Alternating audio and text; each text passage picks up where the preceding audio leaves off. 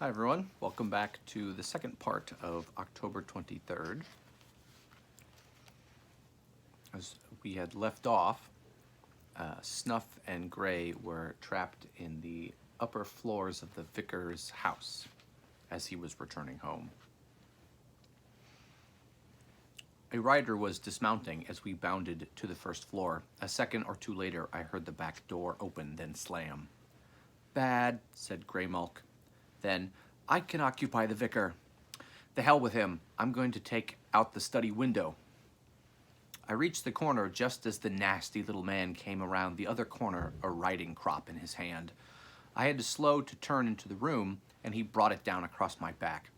Before he could strike a second time, though, Graymalk had leapt into his face, all of her claws extended. I bounded across the room, a scream rising at my back, and I leapt at the window, closing my eyes as I hit. I took the thing with me, mullions and all. Turning then, I sought Graymalk. She was nowhere in sight, but I heard her yowl from within. 2 bounds and a leap brought me back into the room. He was holding her high by her hind legs and swinging the crop. When it connected, she screamed, and he let her fall, for he had not expected me to return, let alone for me to be coming at him low off the floor with my ears flat and a roar in my throat straight from my recent refresher with Growler. He swung the crop, but I came in beneath it. If Graymalk were dead, I was going to kill him. But I heard her call out, "I'm leaving!" as I struck against his chest, knocking him over backwards. My jaws were open and his throat had been my target, but I heard her going out the window, and I turned my head and bit hard, hearing cartilage crunch as I drew my teeth along through his right ear. Then I was off of him, across the room, and following Graymalk outside to the sounds of his screams. "Want to ride on my back?" I called to her. "No, just keep going." We ran all the way home. As we lay there in the front yard, me panting and her licking herself, I said, "Sorry that I got you into that, Gray." "I knew what I was doing," she said. "What did you do to him there at the end?" "I guess I mangled his ear." "Why?" "He hurt you." "I've been hurt worse than that." "That doesn't make it right." "Now you have a first-class enemy. Fools have no class. A fool might try the tools against you, or something else." I interrupted my panting to sigh. Just then, a bird-shaped shadow slid across us. Looking up, I was not at all surprised to see Takala go by. After lunch and a quick running of my rounds, the coach came by, and we all entered and embarked for town. It had room for me to sit beside a window while Graymalk curled up on the seat across from me. Master and mistress faced each other to my right, chatting beside a window of their own. I'd received only a few minor cuts from the glass, but Graymalk had a nasty welt along her right side. My heart did not feel pure when I thought of the vicar. I watched the sky. Before we'd gone a mile, I caught sight of Takala again. She circled above the coach, then swooped low for a look inside. Then she was gone. I did not awaken Graymalk to remark upon it. The sky was cloudy, and a wind occasionally buffeted the coach. When we passed the gypsies' camp, there was small activity within and no music.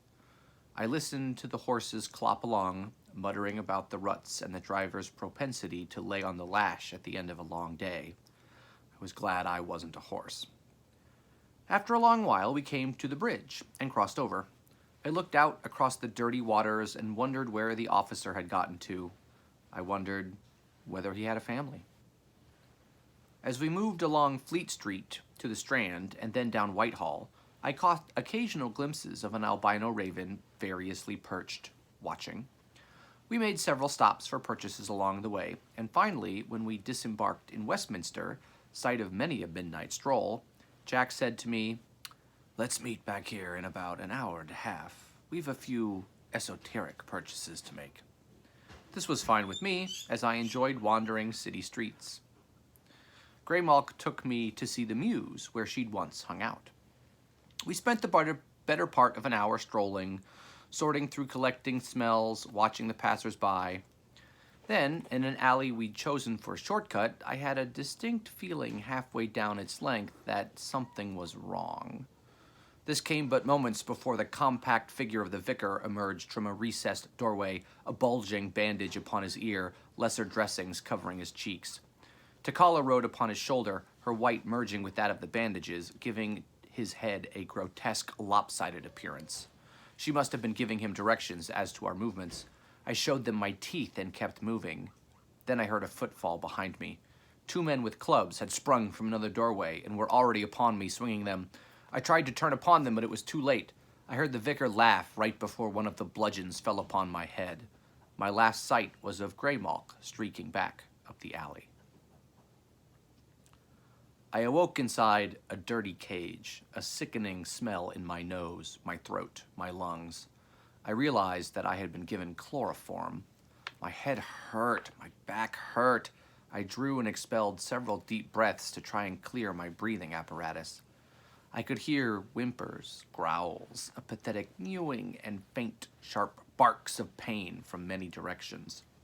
When my sense of smell began to work again, all manner of doggy and catty airs came to me. I raised my head and looked about, and wished I hadn't.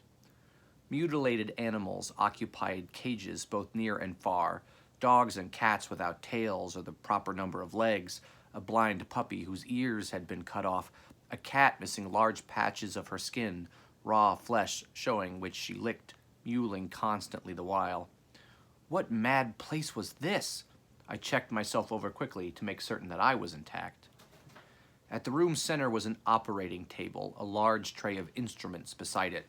On hooks next to the door across the way hung a number of once white laboratory coats with suspicious-looking stains upon them. As my head cleared, my memory returned to me, and I realized what had happened.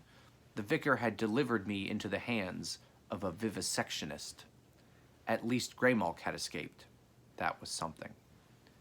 I inspected the door to my cage. It was a simple enough latch that held it shut, but the mesh was too fine for me to reach through and manipulate.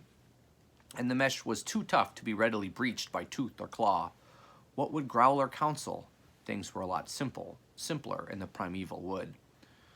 The most obvious plan was to fake lassitude when they came for me, and then to spring to attack as soon as the cage door was opened. I had a feeling, though, that I wasn't the first ever to think of such a ploy, and where were those others now? Still, I couldn't just lie there and contribute to medical understanding. So unless something better came along, I resolved to give this plan a try when they came for me. When they did, of course, they were ready. They had a lot of expertise with fangs and knew just how to go about it. There were 3 of them, and 2 had on elbow-length padded gloves. When I pulled the awake, lunge, and bite maneuver, I got a padded forearm forced between my jaws, and my legs were seized and held while someone twisted an ear painfully. They were very efficient, and they had me strapped to the table in less than a minute. I wondered just how long I had been unconscious.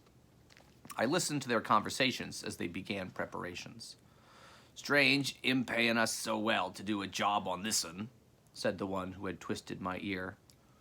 "Well, it's a strange job, and it does involve some extra work," said the one who was arranging the instruments into neat little rows. Bring over some clean parts buckets. He was very specific that when we render him down, piece at a time, for candles, there be no foreign blood or other materials mixed in." "How's he to know?" "For what he's paying, he can have it his way."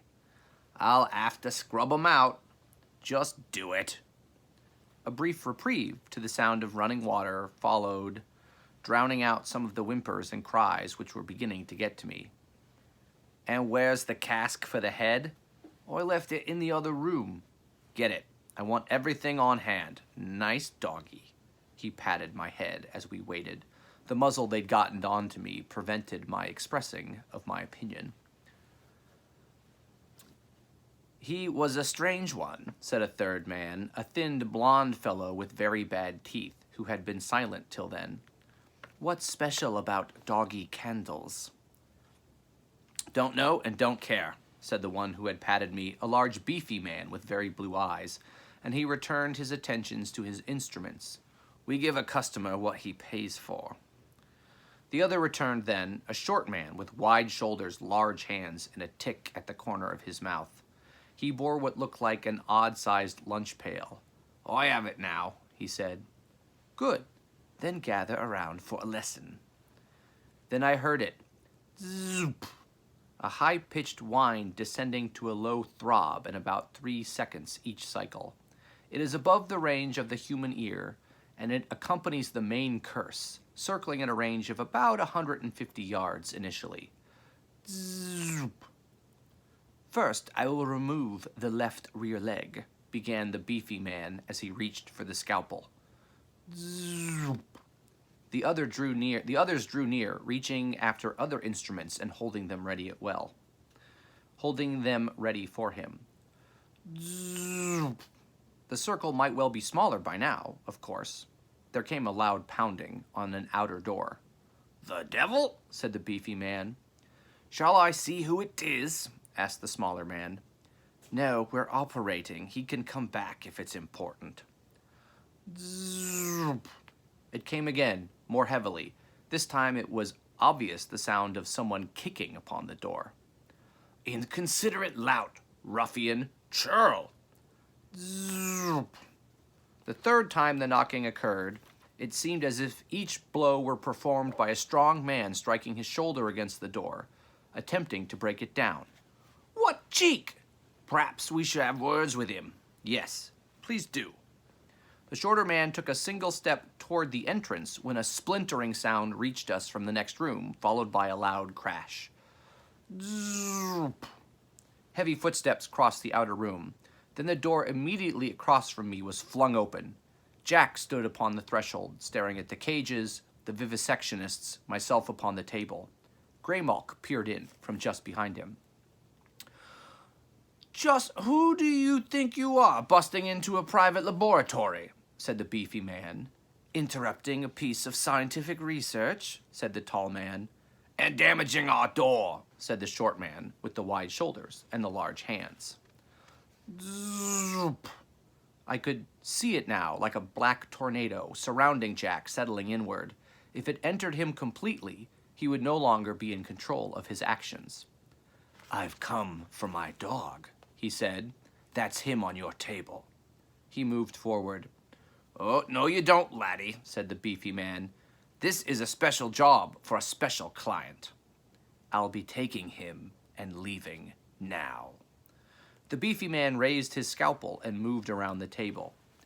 "This can do amazing things to a man's face, pretty boy," he said. The others picked up scalpels too. "I guess you've never met a man as really knows how to cut," the beefy one said, advancing now. Zoop! It was into him now, and that funny light came into his eyes, and his hand came out of his pocket, and captured starlight traced the runes of the side of his blade. "Well met," Jack said then, through the teeth of his grin, and he continued to walk straight ahead. When we left, I realized the old cat had been right about the C's and messes, too. I wondered what sort of light they would give.